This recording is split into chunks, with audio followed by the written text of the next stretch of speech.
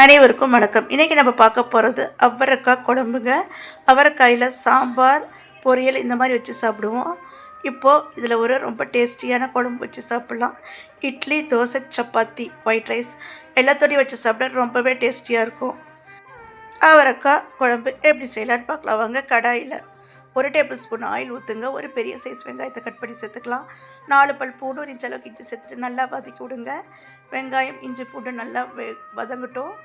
வெங்காயம் கண்ணாடி பதமாகட்டும். இப்போ இதில் ஒரு 2 தக்காளியை கட் பண்ணி சேர்த்துக்கலாம். சேர்த்துட்டு தக்காளி குழஞ்சி வேகட்டும். அது வரைக்கும் நல்லா வதக்கி விட்டுருங்க. இதில் 1.5 டீஸ்பூன் காஷ்மீரி மிளகாய்த்தூள், 2 டீஸ்பூன் மல்லித்தூள், 1/2 டீஸ்பூன் கரம் மசாலா, 1/4 டீஸ்பூன் மஞ்சத்தூள் சேர்த்துட்டு நல்லா வதக்கிட்டு இதை ஃபைன் பேஸ்ட்டாக அரைச்சிக்கலாம். அது அப்படியே இருக்கட்டும்.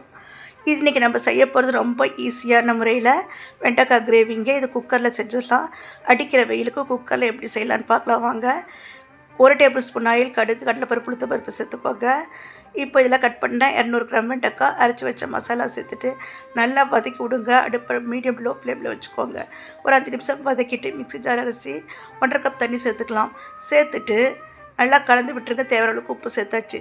சேர்த்துட்டு நல்லா கலந்து விட்டுட்டு மூடி போட்டு அடுப்பை நல்லா ஒரு மீடியம் டு லோ ஃப்ளேமில் வச்சுட்டு மூடி போட்டு ஒரு 3 விசில் வச்சு குக் பண்ணுங்கள். அவ்வளோதாங்க, சூப்பரான வெண்டைக்காய் கிரேவி ரெடி.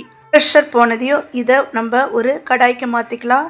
உங்களுக்கு இந்த கன்சிஸ்டன்சியில் இருந்தால் குழம்பு போதுன்னா விட்டுருங்க. அப்படின்னா அடுப்பை ஹை ஃப்ளேமில் வச்சு இன்னும் கொஞ்சம் தண்ணி வற்றுற அளவுக்கு நம்ம குக் பண்ணிக்கலாம். அவ்வளோதாங்க, சூப்பரான வெண்டைக்காய் கிரேவி ரெடி. வீடியோ பிடிச்சா லைக் பண்ணி, ஷேர் பண்ணி, சப்ஸ்கிரைப் பண்ணுங்கள். அன்போடைய பொறுமையோடு நிதானத்தோடைய சமைங்க.